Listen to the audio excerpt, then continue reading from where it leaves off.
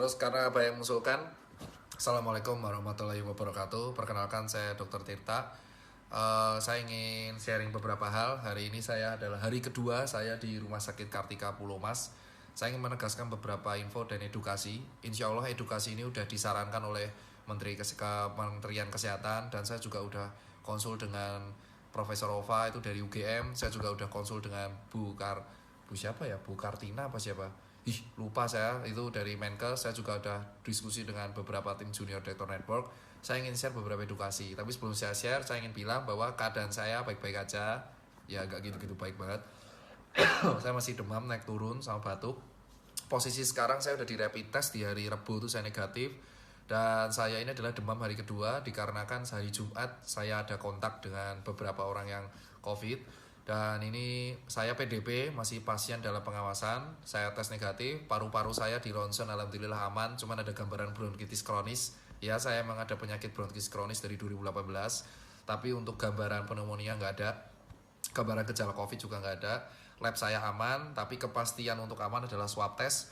Swab testnya nanti ada di hari Senin atau Selasa. Insya Allah tolong saya mohon doanya semoga aja swab test negatif, sehingga saya nanti bisa keluar bersama kalian lagi untuk berjuang. Tapi tetap dalam rumah sakit saya masih melakukan berbagai kegiatan. Saya masih mengkoordinasi untuk pengiriman APD, lalu saya masih mengkoordinasi dan bersama teman-teman pengiriman nutrisi, dan saya tetap rutin membuat edukasi ke masyarakat.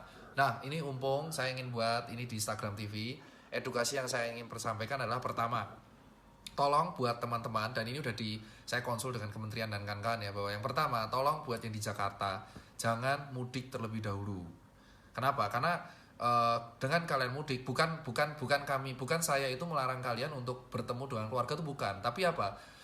Posisi Jakarta itu adalah epicentrum corona. Semua itu bisa saja kena, tapi tidak menunjukkan gejala. Seperti yang dikatakan oleh Belva, staf sus presiden yang juga CEO Ruang Guru dan founder Ruang Guru, mengatakan bahwa dan sesuai jurnal bahwa sebenarnya separuh dari corona itu tidak bergejala atau asimptomatik. So, kalau kalian pulang ke kampung, mungkin imun kalian kuat, tapi yang kampung itu bisa jadi ketularan. So, lebih baik kalian di Jakarta. Jadi kalian di rumah aja gitu. Terus kedua, dok kalau saya kerja gimana? Nah, sesuai saran dari Belva, bahwa ternyata penggunaan masker kain itu dari jurnal-jurnal paper terbaru ternyata efektif untuk mengurangi penularan sampai 70%. So, buat teman-teman semua, orang awam yang masih kerja bisa memakai masker kain untuk aktivitas sehari-harinya, sehingga tidak perlu repot-repot membeli masker medis yang dipakai sekali. Maafkan, batuk saya masih ada. Rumah sakit saya tuh infus. Jadi sehingga masker medis bisa digunakan untuk orang-orang medis, dan kalian yang masih kerja di luar bisa menggunakan masker kain. Gerakan masker kain ini menurut Belva yang tadi udah di live, bisa dilihat di Insta live saya, sudah juga di share dari paper-paper. Itu ternyata beberapa bahan bisa mengurangi potensi menularkan infeksi COVID-19.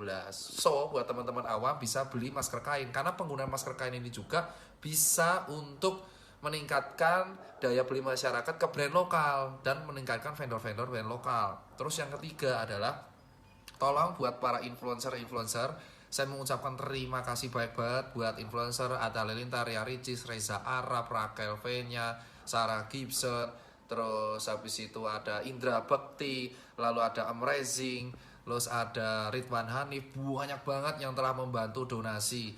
Nah, bahkan Ridwan Hanif mau jual mobilnya. Oh my god, Ridwan Hanif, lu terbaik banget. Aku terima kasih banyak banget influencer supaya donasi ini terarah. Jadi gini, saya ingin menerangkan kepada influencer bahwa kita itu ada 5 hal yang dibutuhkan. Yang pertama adalah APD. APD yang dibutuhkan bukan sekedar surgical mask, tapi juga helm yang ada kacanya, goggle, dan hazmat. Nah, hazmat ini jujur sangat berguna buat kita semua.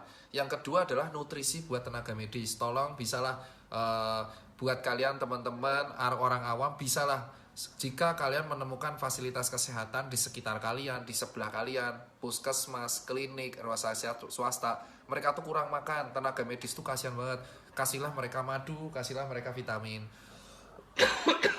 Terus yang ketiga adalah buat teman-teman yang sudah dikasih libur, tolong di rumah aja. Kalau kalian keluar itu mending jam 10 ke atas untuk kena sinar matahari. Tapi nggak usah lama-lama, 15 menit itu udah cukup.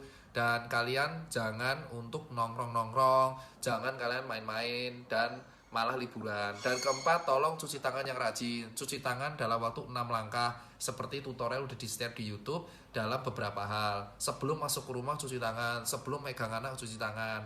Dan berikutnya adalah untuk cairan disinfektan. Cairan disinfektan itu sesuai dari arahan dokter-dokter adalah yang digunakan untuk menyemprot alat-alat. Jadi kayak yang di jalanan itu harus pakai APD lengkap karena dia mengandung cairan klorin atau H2O2 dan cairan-cairan seperti mirip pemutih dan alkohol. Itu kalau kena tubuh bisa berbahaya. So buat teman-teman yang mau nyemprot masjid, mau nyemprot bis, mau nyemprot kereta dan teman-temannya itu tolong banget tolong memakai APD yang lengkap. Dan buat yang pakai chamber, disinfection chamber, saya sarankan jangan memakai pemutih, jangan memakai H2O2. Kenapa saya bilang?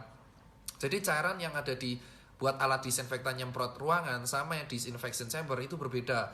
Nah, salah satu langkah yang bisa dilakukan seperti chamber yang dibuat dompet duafa. Ini efektivitasnya emang masih dikit, tetapi chamber ini bisa berguna untuk mengurangi jumlah virus di pakaian. Bisa memakai Aquades dan Dettol. Untuk takarannya bisa ditanyakan kepada dompet duafa dan Fatur dari UGM.